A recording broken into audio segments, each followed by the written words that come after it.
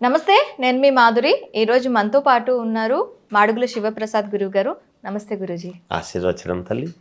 గురూజీ, మనకి చాలామంది ఇంట్లో ఒక శుభకార్యం తలపెట్టినప్పటి నుంచి, లేదు ఒక పూజా పునస్కారం చేయాలి అనుకునేటప్పటి నుంచి మనం గుమ్మంకి పసుపు రాయటం, అలాగే ఆ గుమ్మం ముందు పేడతో అలికి కానీ కల్లాపు చల్లి కానీ ముగ్గు పెట్టడం. మనకి వీధుల్లో అయితే పేడతో, ఆవు పేడతో కల్లాపు చల్లి వరిపిండి ముగ్గులు పెడుతూ ఉంటారు. ఇవన్నీ మనకు కొన్ని ప్రాంతాలలో కనిపిస్తూ ఉన్నాయి. మన మెట్రోపాలిటన్ సిటీస్లో అసలు గుమ్మాలే కరువు అయిపోతున్నాయి కాబట్టి ఇప్పుడు కనిపించట్లేదు. అసలు వీటి వెనకాతలున్న ఆంతర్యం ఏంటి? అసలు ఎందుకు ఇది కనుమరుగైపోతూ వస్తుంది? దీన్ని ఎందుకు ఒక ఇబ్బందిగా ఫీల్ అవుతున్నారు? శ్రీ మహాగణాధిపతయే నమః. ఐం మహాసరస్వత్యే నమః. శ్రీ లలితాంబికాదేవియే నమః.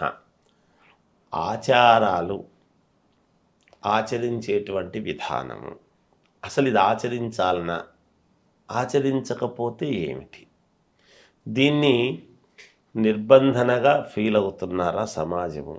ఇది చేస్తేనేనా అనేటువంటిదే కదా మీ యొక్క ప్రశ్నావళి తల్లి.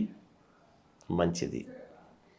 ఆచారము అనేటువంటిదమ్మా పెద్దల నుండి వచ్చేటువంటివి, ఆచరించేటువంటి విధానం.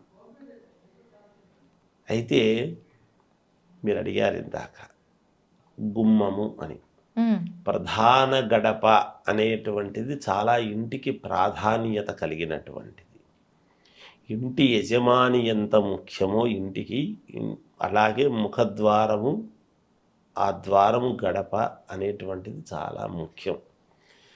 మిగతా చౌకట్టు మొత్తము యజమాని అయితే కింద గడప మాత్రము యజమానురాలు లక్ష్మీదేవితో సమానం. అది భార్యాభర్తల యొక్క బంధం. ఇల్లు, ఇల్లాలు అనటానికి ప్రాధాన్యత.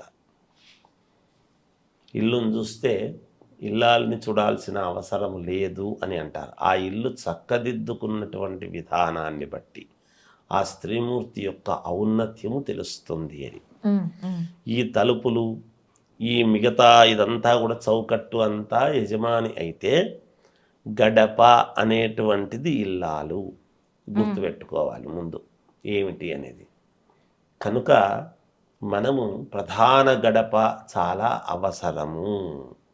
ఆ గడపకు మనము నిరంతరము కూడా, మిగతా లోపల కూడా పూర్వం అంతా కూడా అన్ని ద్వారాలకు గడపలు ఉండేటివి. ఎందుకు పూర్వము లోపల కూడా గడపలు ఉన్నాయి అంటే సంతానము బాగా 10 మంది, 8 మంది, 5 మంది సంతానం అలా ఉండేవాళ్ళు పూర్వం. మరి సంతానానికి అభివృద్ధి, వాళ్లకు భార్యలు రావాలి, చెయ్యాలి, సాంసారిక జీవితము అంటే మిగతా వాళ్ళందరూ కూడా అన్ని గుమ్మాలు, అన్ని గడపలు, కొడుకులు, కోడళ్ళు, కూతుర్లు, అల్లుళ్లతో సమానం. ప్రతిదానికి గడపలు ఉండేటివి. ఇవాళ రోజున ఏమైంది అంటే రాను రాను రాను రాను గడపలు లేకుండా చేశారు. ప్రధానమైనటువంటిది మాత్రమే పెట్టుకుంటున్నాం.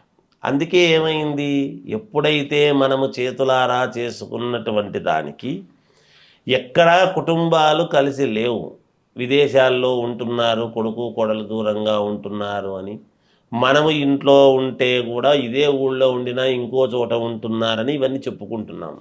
ఎందుకు? ఇది మనము పాటించేటువంటి విధానాల్లో ఉంటాయి ఆచారాలు అనేటువంటివి. అర్థమైందా? ఎందుకు లోపల ప్రతి ద్వారానికి కూడా గడప ఉండేది అంటే ఇక్కడ ప్రధానమైనటువంటి గడప ఇంటి యజమాని, యజమానురాలికి సంబంధము అన్నప్పుడు మిగతాటువంటి పిల్లలు, కోడళ్ళు, దాని అర్థం అదే కదా.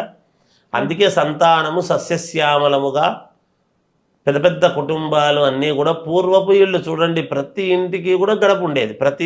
ప్రతి రూముకు గడప ఉంటుంది. గడప లేనటువంటి చౌకట్టు కాదు. ధ్వజస్తంభము లేని ఆలయము, సంధ్యదీపము లేని ఇల్లు, చౌకట్టు లేనటువంటి గడప లేనటువంటి చౌకట్టు కరెక్ట్ కాదు శాస్త్రానికి వచ్చినప్పుడు. అందువలన అక్కడ మనము పసుపుతో ఇంటి ఇల్లాలు చేసేటువంటిది ఏమిటి, ఇల్లు ఎంత శుభ్రముగా పెట్టుకుంటూ ఉందో ముందు ఆమె కూడా అంతే శుభ్రముగా ఉండాలి.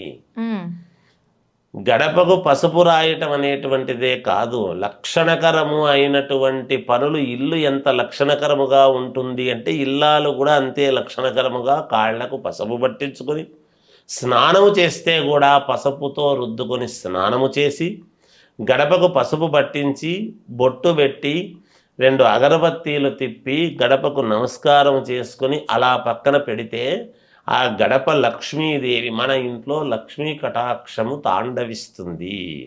అష్టలక్ష్ములు ఉంటాయి గాక ఇంట్లో. ధాన్యలక్ష్మి, ఐశ్వర్యలక్ష్మి, ధనలక్ష్మి, సంతానలక్ష్మి, ఈ అన్ని లక్ష్ములు ఉంటారు. అందరూ అష్టలక్ష్ములు కావాలి. ఒక లక్ష్మి ఉంటే చాలు అనడానికి కాదు. మనకు ధనలక్ష్మి ఒక్కటి ఉంటే చాలు అనడానికి లేదు కదా. ఇంట్లో ధాన్యం కావాలన్నా, ఆరోగ్యం బాగుండాలన్నా, సంతానము బాగుండాలన్నా, ఏది మనం వదులుకోవడానికి, ఏ లక్ష్మిని మనం వదులుకుంటాం? అందుకనే అష్టలక్ష్ములు అనేటువంటివి మనకు కావాలి. ఈ అష్టలక్ష్ములు ఎక్కడి నుంచి వస్తాయి? అష్టదిక్కుల నుండి వచ్చేటువంటివే అష్టలక్ష్మి. ఎక్కడైనా అందుకే చౌకం దీర్ఘచతురస్రమ కానీ చతురస్రమ కానీ ఉన్నటువంటి చోట మనం ఇల్లు కట్టుకోవాలి. అన్ని మూలల నుండి మనకు అనుకూలంగా రావాలి. ఓకే, అందుకని మనం చేసుకుంటాం. అలా ప్రధానమైనటువంటి గడపకు పసుపుతో చేసి ఆవు పేడ, ఆవు పంచితము, గృహప్రవేశము అనగానే గోమాతను. ఎందుకు? ప్రపంచములో మన జీవితములో అసలు ఏమాత్రము మలినమనేటువంటివి లేనివి కొన్ని ఉన్నాయి. ఎప్పటికీ జీవితం అంతా పవిత్రతతో ఉండేటువంటివి కొన్ని ఉన్నాయి. ఏమిటి అంటే మనము వాటిని తాకితే ఇప్పుడు గోదావరి పుష్కరాలన్నా, గంగా పుష్కరాలన్నా, కృష్ణా పుష్కరాలన్నా పోయి స్నానాలు చేస్తున్నాం. అవును, మనం ఎక్కడికి పోయి స్నానాలు సందేహం ఇవన్నీ చేయనక్కర్లేదు. నిజానికి అవి ఎప్పుడో వస్తున్నాయంటే మనం పవిత్రులు కావాలని పోతున్నాం. కాదు, మనము పాటించినటువంటివి చాలా ఉన్నాయి. అది ఏమిటి అంటే ఆవు గోమాతను తాకితే మనము ఎంత ఇది చేసినా నిరంతరము పవిత్రతే. అందుకే పూర్వం ప్రతి వాళ్ళ ఇళ్లలోనూ గోవులు ఉండేటివి. ఆ ఇల్లు నిరంతర పవిత్రత గోవు ఉంటే.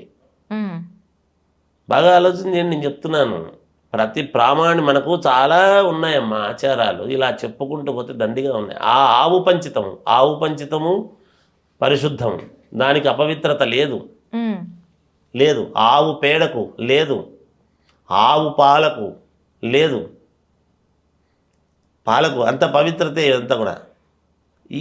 వీటికి పవిత్రత అనేటువంటిది తప్ప వేరే లేదు. ఇంకా వాటికి అపవిత్రత అనేది లేదు. అందుకని అది తెచ్చుకొని మనం ఎప్పుడైతే పవిత్రోవా సర్వావస్థాంగతోపివా యస్మరేత్ పుండరీకాక్షం సబాహ్యాభ్యంతర శుచి అని బ్రాహ్మడు అంతా కూడా ఉచ్చరించి అంతా చేసి పుణ్యాహవాచనం చేసి దాంట్లో ఆవు పంచితము అన్నీ వేసి చేసేటువంటి కారణం అదే.